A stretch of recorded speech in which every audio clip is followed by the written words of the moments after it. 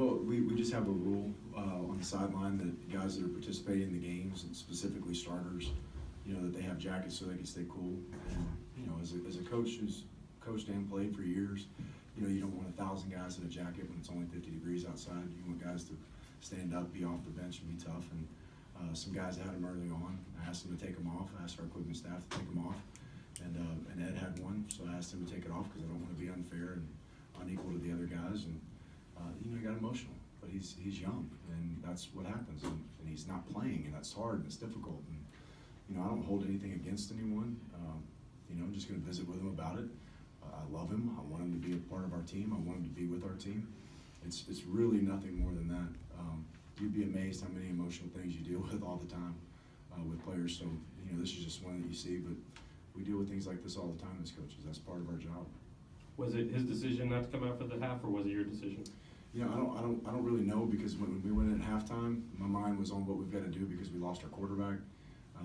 I'd heard that he had left, and I want him back. I want him a part of our football team. If he wants to play, I want him to play.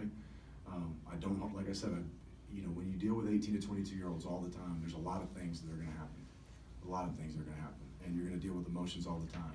And that's our job as coaches, is to help them and help them develop that maturity and move on, and that's my job. And if he lets me help him, I absolutely will, every which way I can. So is it fair to say at this point you're not certain if he will be back?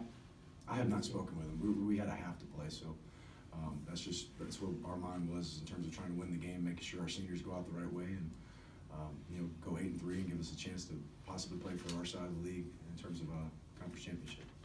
Major, on his reaction though, it looked like he took exception when you grabbed the jacket.